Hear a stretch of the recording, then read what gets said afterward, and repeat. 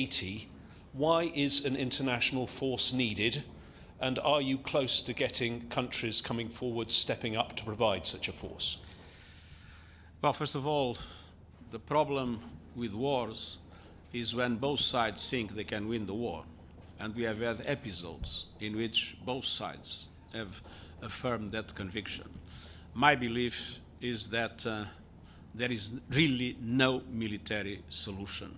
And it's important to think about the need to reconcile the communities that have been so dramatically impacted by this war.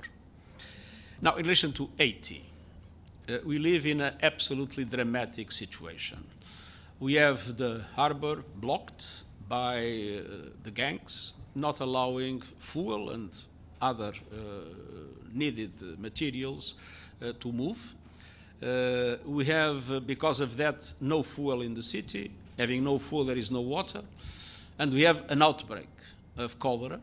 And you know that the treatment for cholera, the most important is hydration. And there is no water available in the city. So it's an absolutely nightmarish situation for the population of Haiti, especially Port-au-Prince. That is the reason why twice I referred in informal meetings to the Security Council and then formally through report and letter that I presented, that I believe that we need not only to strengthen the police, strengthening it with training, with equipment, with a number of other measures, but that in the present circumstances we need an armed action to release the port and to allow for a humanitarian corridor to be established. I'm talking of something to be done in support of the Haitian police, and I'm talking of something to be done based on strict humanitarian criteria, independent of the political dimensions of the problem that need to be solved by the Haitians themselves. Thank you. Sherwin Bryce-Pease, South African Broadcasting. Secretary General, there are two issues in the Security Council. There's an argument that says this is an internal matter and sovereignty needs to be respected.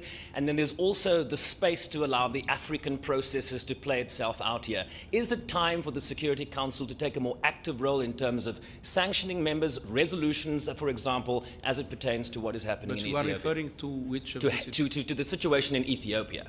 In Ethiopia.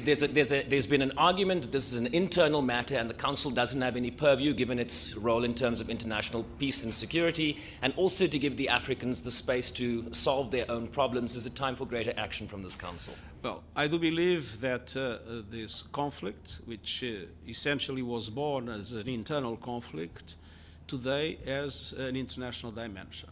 You have Eritrean forces inside Ethiopia. You have a delicate situation in the border of Sudan. So this is something that needs to be seriously considered by all entities, including the Security Council. Thank you very much. Thank you very much. Mr. Secretary General, when you say armed action, what you said that there should be an armed action in Haiti. Who should carry that out? Have you gotten any offers?